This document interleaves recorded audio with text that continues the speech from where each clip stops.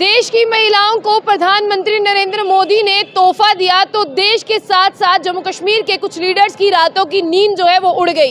एक ऐतिहासिक डिसीजन लिया गया है, वुमेन रिजर्वेशन बिल को कैबिनेट ने मंजूरी दे दी है। ये एक हिस्टोरिक डिसीजन है, काफ़ी देर से इसका इंतजार था, लेकिन अब महिला आरक्षण जो है वो 33% जिसे कैबिनेट ने मंजूरी दे दी है और आपको बता दें कि बहुत जल्द जो है जम्मू कश्मीर में भी लागू हो जाएगा, जिसकी वजह से कई नेता जो है यानी पुरुष नेता उनकी रातों की नींद जो है वो उड़ गई है। और आपको ये भी बता दें कि अब वो नेता जो है वो दाएं बाएं देख रहे हैं कि अब वो चुनाव किससे लड़वाएं, क्योंकि उनकी सियासत तो जो है वो खिसकती हुई नजर आ रही है। आपको बता दें कि हमारे समाज को हमेशा से कहा जाता है कि पुरुष प्रधान है, यानी मेल डोमिनेटिंग जो है वो सोसाइटी है, लेकिन प्रधानमंत्री नरेंद्र मोदी ने ये कहा है कि देश की महिलाओं को बिल्कुल इलेक्शंस में भी हिस्सेदारी मिलेगी। और आपको बता दें कि कल रात को जो स्पेशल पार्लियामेंट्री सेशन चल रहा था, प्रधानमंत्री नरेंद्र मोदी के अप्रूवल के साथ एक हिस्टोरिक डिसीजन लिया गया और कैबिनेट ने मंजूरी दी वुमेन रिजर्वेशन बिल को, यानी 33% आरक्षण जो है वो आने वाले चुनावों में महिलाओं का हो गया। आपको बता दें कि कांग्रेस ने भी इस डिसीजन का वेलकम किया है, लेकिन जम्मू कश्मीर में कुछ लीडर्स ऐसे हैं जिन्हें पूरी रात से नींद नहीं आई। और अब जिस तरह से मैंने आपको कहा कि ये समाज जो है वो पुरुष प्रधान था, लेकिन अब इस समाज को जो है वो महिला प्रधान समाज कहा जाएगा।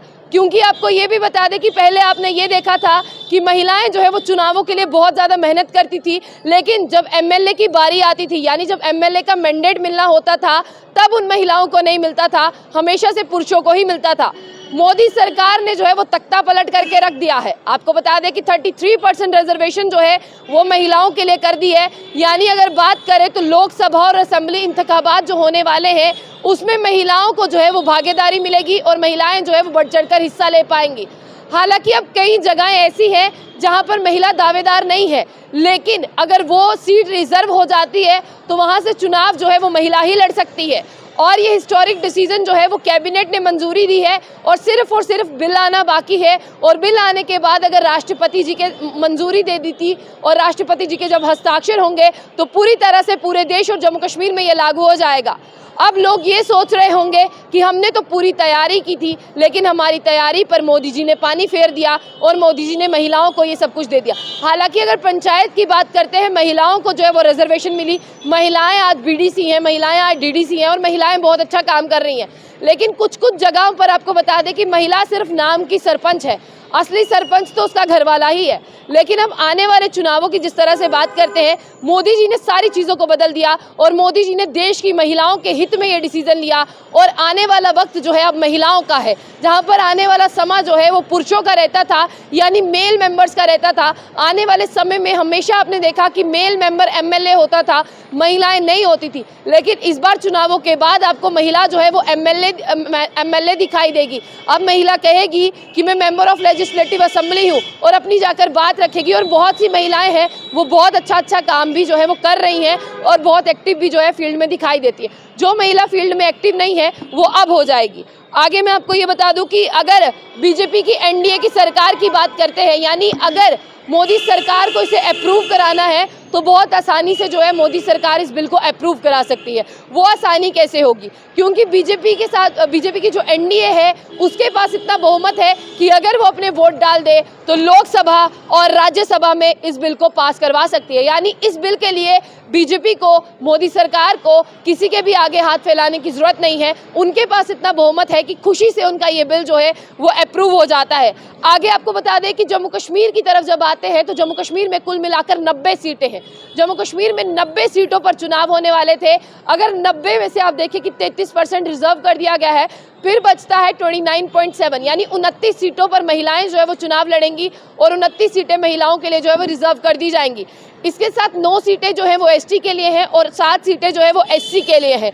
कुल मिलाकर अगर 29 और ये 9 और 7 की बात की जाए तो 45 जो है वो सीट्स हो जाती हैं। आपको बता दें कि आने वाले समय में, अभी तो बिल सामने नहीं आया है, आने वाले समय में आपको लेजिस्लेटिव असेंबली में, यानी आपको बता दें कि एमएलए की दावेदार 35 से 36 महिलाएं मिलेंगी। और आपको ये भी बता दें कि अब महिलाओं को मैंडेट मिलेगा, अब ये समाज जो है वो महिला प्रधान होगा, ना कि पुरुष प्रधान होगा।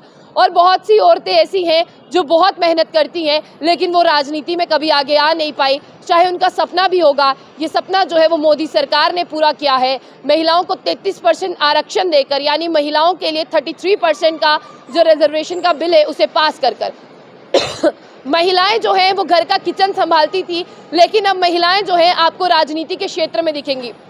जिस एमएलए को ऐसा लगता था कि ये राजनीति जो है वो मेरे हिसाब से चलती है, अब उसकी घर की महिला जो है वो किचन के साथ साथ उसकी पॉलिटिकल सीट भी संभालेगी। और आने वाला वक्त ही बताएगा कि किस तरह से इन नेताओं की जो रातों की नींद उड़ी है, अब इनके रातों की नींद वापस कैसे आएगी। कई नेता तो अब सोच रहे होंगे कि अपनी बीवी से चुनाव लड़ाएंगे, अपनी बेटी से चुनाव लड़ाएंगे, अपनी रिश्तेदार से चुनाव लड़ाएंगे, लेकिन उनको तकरीर के लिए तैयार कैसे करना है, अब कई नेता जो है वो इसमें पड़ गए हैं। लेकिन जम्मू कश्मीर में आने वाले चुनाव जो है वो बहुत इंटरेस्टिंग होने वाले हैं। इसलिए इंटरेस्टिंग होने वाले हैं क्योंकि यहाँ पर जो है अब महिलाएं आपको दिखेंगी, पुरुष अब साइडलाइन कर दिए हैं मोदी सरकार ने। आने वाली चुनावी राजनीति बहुत अलग होने वाली है। आपकी क्या राय है उसे जरूर साझा कीजिएगा। और महिलाओं के लिए खुशखबरी है, महिलाएं खुश हो जाएं और तैयारी कस ले, सीट बेल्ट बांध ले कि अब उन्हें चुनावों में उतरना है।